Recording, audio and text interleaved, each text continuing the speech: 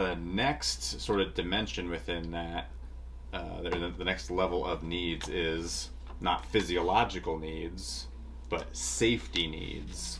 So a family needs to make sure that all of the members of that family are having their safety needs met, and those are security and health, like from disease, right? Like, so you're not worried about getting sick, you're not worried about getting injured, or if you are sick or injured, there's people to take care of you, and you're not worried about like threats from like violence, right? Like you're not worried about like you're safe in your home, that kind of thing.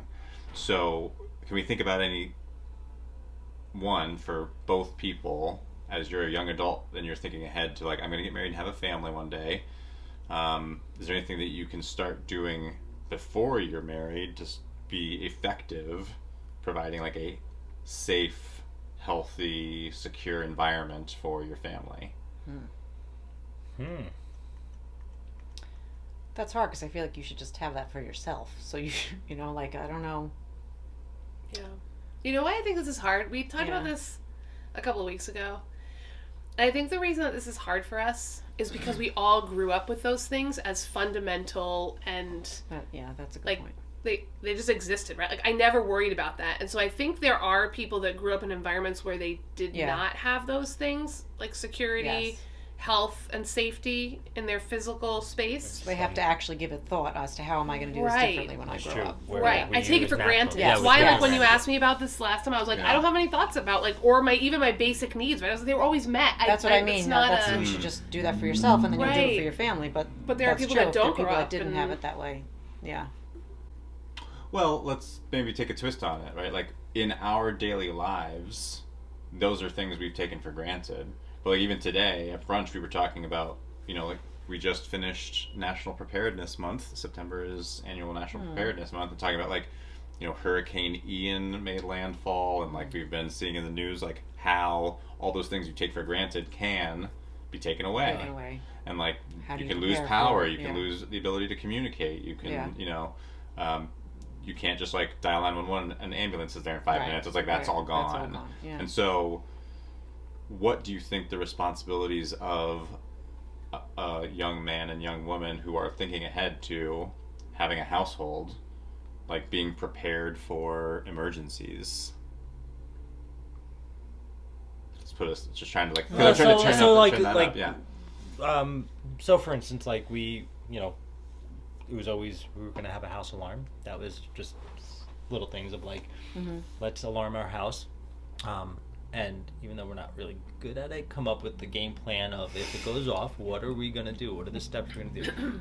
Family-wise, our kids know that, God forbid something happens in that house, our meeting point, mailbox. That is just the goal is to get to the mailbox. I think it's also important for you to discuss with your spouse a plan, because while he's a fantastic father and would do anything for his children, in an emergency situation, like if a house alarm were to go off... I'm going to train Jack. No, I know. This is what he needs to do. He hears it, and he runs, and he tends to like run in circles because he doesn't know what to do with himself. Or I go shut the alarm off. And he runs to shut the alarm off, and in the process, the fire alarm, recently, this happened about a month ago. Actually, it did. The fire alarm went off when our children were sick. I happened to be sleeping downstairs with our youngest because she was so sick on the couch, and he was upstairs sleeping with my oldest, and he ran downstairs, and it was the fire alarm, and I was like, "You left your daughter upstairs, and the fire alarm was going off." So I ran upstairs. So now I have the children, but it's just his initial reaction. It happened in our old house as well. To train Jack and Jill. So I know I have to go get my kids. Yeah. No, so you run to it and you try to stop whatever the issue is, and I run to the kids and get us to safety. And I think that's just something we've established, but that is something you do actually have to talk about, because I didn't always know that about it. Similarly, one of our kids set the alarm off in our house, like the security alarm, and Kristen immediately disarmed it. Like we didn't know it was. That's what you do. We woke up and Kristen's like, turn everything off, disable everything. We're going to bother our neighbors. Why is it going off? Right. You're running and to you the do door. after you sit there, after you're adrenaline. Right. But you're like, what? Right. There's a reason why it went off, and thank goodness it was an accident. Thank goodness it was a false alarm and all that. But then when you thought clearly, you did call, because then our alarms just happened to be faulty.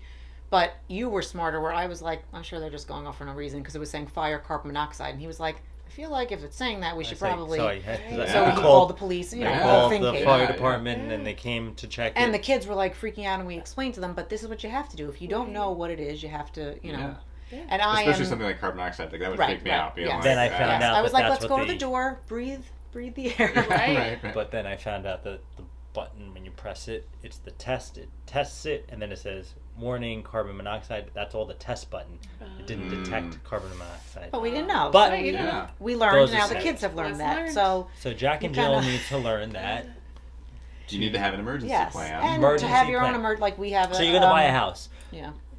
Yes, buying a house is great, but what is going to be your protection for your house, and what's going to be your? Because we have a 2-story house now. We used to live in a ranch. Now, as soon as we had the 2-story house, I bought us a fire ladder for the upstairs bedroom. Where initially he was like, "We have to have a ladder," and I said yes, because that was my thing, which you just go with and we have fire blankets in all the bedrooms, and it's just something that because I'm a little more extra paranoid than maybe most, but in my head I know how I'm getting everybody out. For hopefully an emergencies that will never happen in your lifetime, but at least, and I think, you have to be understanding. I think the point is you have to be understanding of each other's, right, whether they're paranoias or whatever. You have to be on the same page with it too. Like, look, I may be crazy, but this is where the ladder is, this is where the blankets are. We all need to know. But ultimately it's protecting the household, right. It's protecting yourselves, teaching your kids a system.